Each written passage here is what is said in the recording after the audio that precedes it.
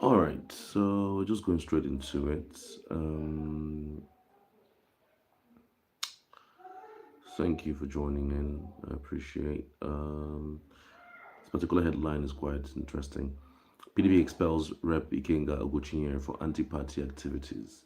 The People's Democratic Party (PDP) has expelled the House of Representatives member from Idiato North, Idiato South Federal Constituency of Imo State, and spokesman of the Coalition of United Political Parties (CUPP), Honorable Ikenga Imo Ugochinyere. PDP expelled Ugochinyere over gross indiscipline and insubordination and anti-party activities. His expulsion was contained in a letter from the Idiato local government chapter of PDP dated December 5th, 2024, and signed by the local government chairman, Honorable Thangod Okeke, and the secretary, Onyebuchi Ume. The letter was addressed to the state chairman of the party. The expulsion followed the reports of the party disciplinary committee dated November 27, 2024, which investigated misconduct charges against Ugochinyere in the line with Section 57, 1 to 4 of the PDP Constitution 2017 as amended. The lawmaker had been suspended at his Umopia Umukegu ward on October 14, 2024, after failing to honor an invitation to appear before the ward executive committee on October 5th, 2024, to answer allegations of disciplinary offenses and ignoring reminders and further invitations sent to him on October 7, 2024. The letter partly reads, upon receipt of the report, the LGA Executive Committee of Idiato North met on December 5th, 2024, and unanimously adopted the reports of the disciplinary committee. In line of this, Honorable Imo Ugochinyere Ikewono is hereby expelled from the party with immediate effect, and he ceases to be a member of the People's Democratic Party in Umuopia Umukegu ward of Idiato local government area. PDP found Ugochinyere guilty of deliberate failure to attend meetings and participate in activities of the party for a long time, in breach of Section 58(1)(e) of the PDP Constitution 2017 as amended. It was said to have engaged in unauthorized publicity of disputes between the party, which contravenes Section 58(1) of the party's constitution. Additionally, he formed parallel executive and organs of the party in his ward and the local government area and at the national levels, which also breaches the party's constitution. The lawmaker was found guilty of consistently making derogatory and provocative public statements against the party and some of its national leaders, an action that brought the party to public ridicule.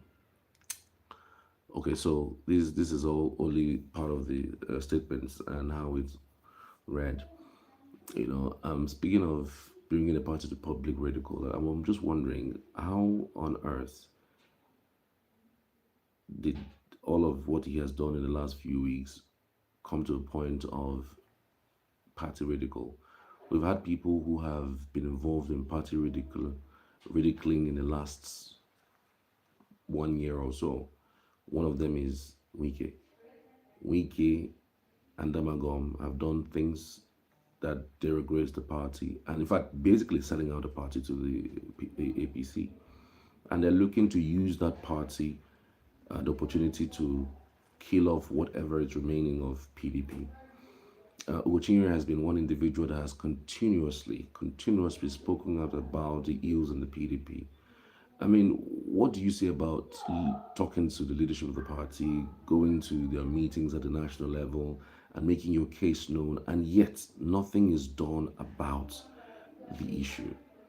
How do you expect him to feel? And for the very first time, Ugochinyere is the only person, aside previously what Wike used to be, because we know Wike to be someone who is really vocal and outspoken in the PDP in the past, before this marriage, this relationship that he got with this APC team. Ugochinyere has always been the guy, recently has this look, there's nothing anymore to hold back on. These guys are headed towards destroying this party. I mean, elections are all over, and it's about time for us to do something about the party.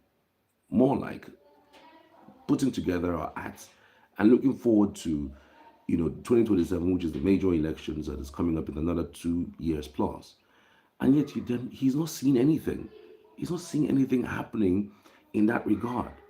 But yet we have someone somewhere who thinks that his outspokenness is too much. He should be expelled out of the party. And you think that APC has not bought over the entire party. Damagom, Wike, and the likes, they are all, appendage of the ruling um, APC. And you know what's going to happen in 2027? It's just easy. What they're going to do is, as soon as they weaken the opposition, the next thing you see, PDP would most likely, except a miracle happens, the way I'm seeing it, PDP would most likely endorse Tinubu in 2027. Labour Party lawmakers the other day, 4 of them in the House of Reps, defected to the APC. What does that tell you? If you look at the antecedents of Asiwaju Bola Tinubu in his days as governor, what he did between 1999 and 2007 is still affecting opposition in the state till this moment. That's the reason why no opposition party has been able to win an election, a gubernatorial election in that state. None, because of the things that he did while he was in power. Give it to him, you could say he's a political strategist, he's a Maradona of our time, he has invested so much in the past, but it is beyond that. It is beyond that, because where we're headed to is no longer a democracy. It's going to be a one-party state, a situation where the party in power does anything and everything and nobody talks about it. Nobody, they don't have a reason to explain to you what they have done or what they need to do. They just go ahead and take a decision and implement it without your consent. And they decide these things, at will, just like what's going on. Just like what's going on. Nobody's explaining to anybody how whether subsidy is still being paid. They remove subsidy at will. They don't seek the opinion of Nigerians before doing anything. And so I'm shocked at the PDP making this move. It just only tells you the extent of how bad things are. And the only way a PDP would win a presidential election in Nigeria is by what probably, AMPP did in 2014, where they coalesced. They had to cooperate with other political parties in order to bring a candidate to win the 2027 election. Beyond that, nothing is going to happen. There is no magic that's going to play out in an election in 2027. I'm telling you, if it's going to be the way it was in 2023, you will see a PDP endorsing APC, and maybe a certain section of the Labour Party endorsing the APC. But what I see that will play out is a new party being formed, and that new party would involve Atiku, Obi, Kongwoso, and maybe a few persons, that have also got some clout, who are very, very angry about the situation in the north, and they come together. Else, this man is going to take it again, like it or leave it. So this is just my word to everyone, and it also depends on the person that's going to show up in 2027, because this is just a scorecard. This is just playing out what's going to happen in the next 1 year. Remember, by February, we'll start counting 2 years to the major election. February is just here. And you know how it is. 2 years is only what you've got to basically do anything in Nigeria. The remaining 2 years, you're politicking. You're looking for who can help you win the next election. They're already touting Tinubu's son to take over in 2027. If he doesn't take over in 2027, of course, he cannot take it over anymore. When his father is leaving by 2031, in case he wins in 2027. So it's neither here nor there, but then I'm just trying to put the piece together. You understand what I'm trying to say? But it's so unfortunate that PDP has deteriorated to this point. The biggest opposition, at one time the biggest party in Africa, and even at some point in the Caribbean, they've deteriorated to this point. They can't hold their own.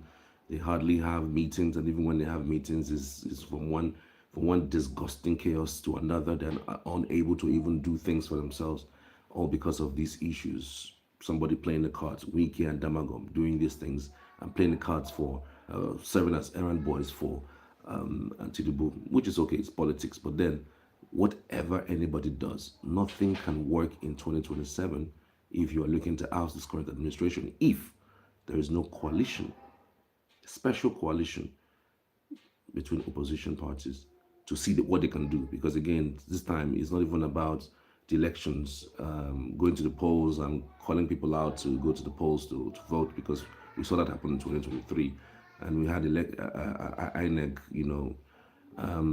crazily telling us that IRF got some hitches. Up until this moment, nobody has been able to explain to us what problem IRF faced to have not been able to take results directly from the polling units, which was what they promised before that election. So there's a whole lot potpourri of things that is played out, which I feel that, quite frankly, the election, as I am seeing it right now, I said something changes, is won and lost already in 2027. So brace yourselves. Thank you for watching. I appreciate it. See you later.